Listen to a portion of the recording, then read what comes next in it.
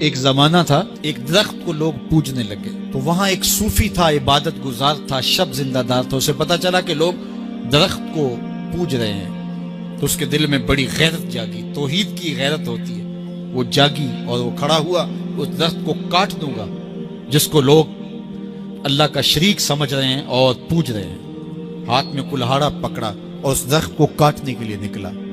راستے کے اندر شیطان کھڑا تھا، اس نے کہا میں تو نہیں جانے دوں گا، اور شیطان نے راستہ روکا، اس نے پٹک کے شیطان کو زمین پہ مارا اور اس کی چھاتی پہ بیٹھ گیا۔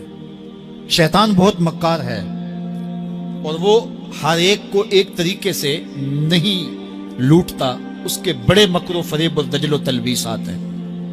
اس نے دوسرا طریقہ اختیار کیا، اس نے کہا جناب آپ عبادت گزار ہیں، تہجد گزار ہیں، شب زندہ دار ہیں، آپ درخت کو کاٹیں گے، لوگ آپ کے مخالف ہو جائیں گے، پھر آپ کو ان کے مقابل کھڑا ہونا پڑے گا، اور سویرے شام لڑائی ہی لڑائی، آپ کی عبادتوں کے وقت میں خلل آئے گا۔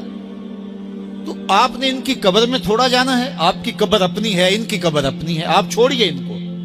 اور ساتھ ہی کہا کہ جب آپ مصلی اٹھایا کریں گے تو نیچے سے ایک درہم مل جایا کرے گا آپ کو، تو آپ اس سے اپنے کھانے پینے کا انتظام کر لیا کریں گے اور آپ فارغ البال بھی ہو جائیں گے۔ اس طرح باتوں میں لگایا اور وہ زاہد صاحب واپس آ گئے، نماز پڑھی، مصلی اٹھایا، درہم ملا، بڑے خوش ہوئے اور دلیلیں تراشنے لگے۔ واقعی مجھے کیا لگی، تمہیں غیر سے کیا، تم اپنی نبیڑو، تم اپنی قبر میں جانا ہے، جائیں وہ بھاڑ میں، مجھے کیا لگے، مجھے ان کے بارے میں کیا پوچھا جانا ہے۔ نمازیں پڑھتا ہے، ہر نماز کے بعد مصلی اٹھاتا ہے تو ایک درہم ملتا ہے۔ کافی دن گزر گیا، دل بھی آہستہ آہستہ مردہ ہو گیا۔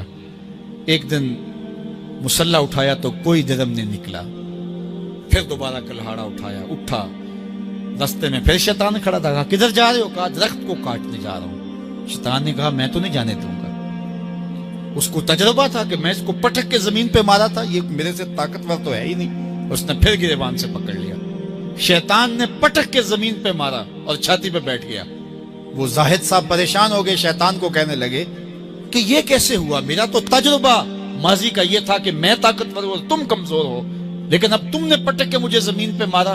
تو کہا صاحب اس دن تم اللہ کی رضا کے لیے جا رہے تھے، آج تم درہم کے لیے جا رہے ہو۔ تو جب عمل میں خلوص نہیں رہتا تو پھر عمل نہیں رہتا، عمل میں قوت نہیں رہتی، پھر سجدے بے روح ہو جاتے ہیں، نمازیں بے ذوق ہو جاتی ہیں، صفیں کج دل پریشاں، سجدے بے ذوق کہ وہ جذب اندروں باقی نہیں۔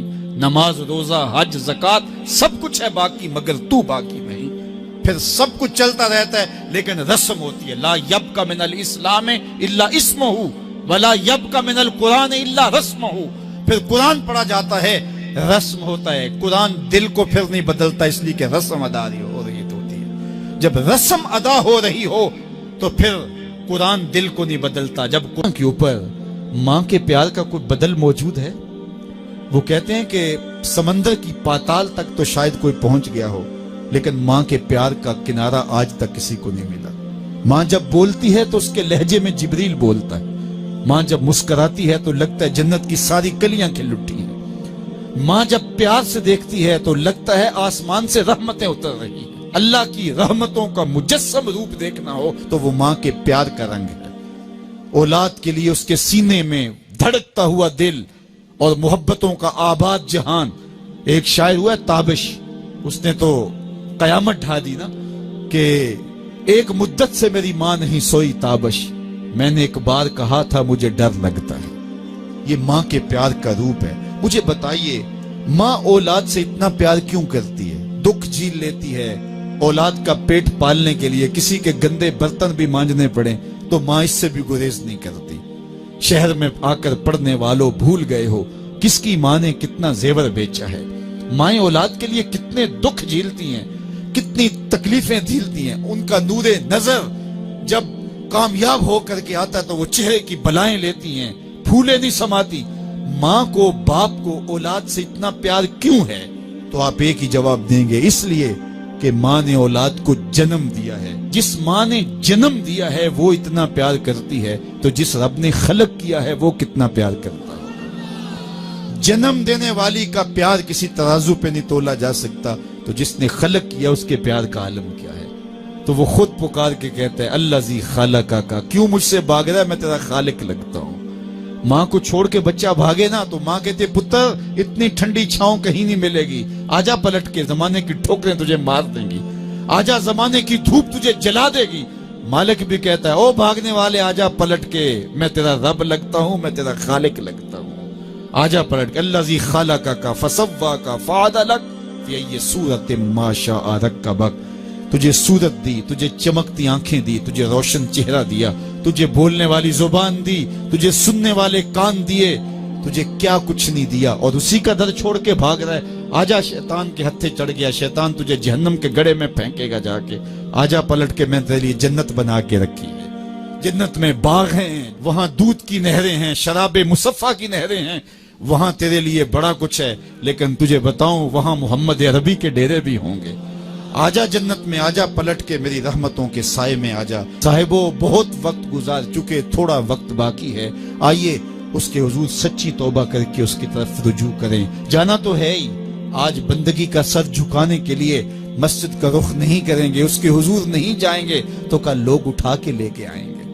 وہ وقت بھی آنے والا ہے جب تیری آنکھیں ہولے سے بند کر دی جائیں گی، اور جب چٹے لباس میں تجھے لپیٹ دیا جائے گا، ناک میں روئی ٹھونس دی جائے گی۔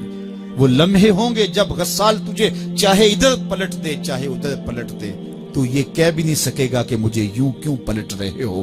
وہ لمحے آنے والے ہیں، وہ گھڑیاں آنے والی، قبل اس سے کہ وہ وقت آئے کوئی حجت باقی نہ رہے۔ آج میرے پاس بھی وقت ہے، آج آپ کے پاس بھی وقت ہے۔ آج کا پچھتاوا کل کی بہتری کی ضمانت بن سکتا ہے، کل کا پچھتاوا سوائے حسرت بڑھانے کے اور کچھ نہیں ہو سکتا۔ ہم سمجھتے ہیں اس دنیا سے ہم نے جانا ہی نہیں، بیٹھ ہی رہنا ہے، ہم نے ہماری منصوبہ بندیوں میں موت کہیں رکھی نہیں ہوئی۔ یہ پلازا بنانا ہے، یہ مارکیٹ خریدنی ہے، اتنی جائیدادیں اور زمینیں لینی ہے، یہ راستے میں گھات لگائے صاحب کہیں موت بھی کھڑی ہے۔ جب تو جائے گا تو سب کچھ یہیں پڑا رہ جائے گا۔ وہ جو تو نے گھر بنایا اس میں تجھے ایک رات بھی نہیں رکھیں گے، وہ تجھے اپنے ہاتھ سے غسل دینے کے لیے بھی آمادہ نہیں ہوں گے۔ ڈر لگتا ہے انہیں اب تیرے سے، لباس بھی پھاڑ کے اتاریں گے۔ جاندی واری ڈرونا بنیو تے ہاتھ نہ لاندے ڈر دے، جنہ لئی تو پاپ کمائے اج کتھے نہیں تیرے کر دے۔ وہ کہاں چلے گئے؟ قبل اس سے کہ وہ وقت آئے، وہ بندہ مان جائے پھر ہاتھ کاٹے۔ قیامت کے دن بندہ کہے گا مالک ایک دفعہ بھیج، سجدے سے ساری نہیں اٹھاؤں گا، صدقہ کروں گا، یہ کروں گا، وہ کروں گا، لیکن کہا جائے گا نہیں، تجھے بڑا موقع دیا، تیرے پاس مسلح آئے، تیرے پاس عالم آئے، تیرے پاس کتابیں نازل ہوئی، نبی آئے، پیغمبر آئے، رسول آئے، تیرے سامنے جنازے اٹھے، روز ڈوبتا سورج تجھے کچھ بتاتا تھا، لیکن تو نے کسی سے عبرت حاصل نہ کی اور زندگی آوارگی میں گزاری۔ آج تیرے لیے کچھ نہیں ہے اور تجھے پلٹ کے نہیں جانا بلکہ اپنے اعمال کی سزا کاٹنی ہے۔ پھر پچھتانے سے بہتر نہیں کہ آج پچھتا لے، اپنی مختصر سی زندگی کو اللہ کی راہ پہ لے آئیں۔ آج موقع ہے، آج فرصت ہے، آج ساوی نے کھلے راوی نے انج ٹوک نوکھڑے ٹکڑے نہیں، ٹر پویں تے پینڈے مک جاندے، کار بیٹھیاں فاصلے مکنے نہیں۔ آج وقت ہے، آج فرصت ہے، اس فرصت کو غنیمت سمجھیے اور اپنی زندگی مالک کے چوکھٹ پہ لگا دیے۔ اس کی رحمتیں آواز دے رہی ہیں، یا ایھا الانسان ما غرک بربک الکریم، او بھاگے ہوئے انسان آجا پلٹ کے، تیرا رب بڑا ہی کریم ہے۔ آجا آجا، تو نے پھر بھی تو آنا ہی ہے، پھر جو منہ چھپا کے آتا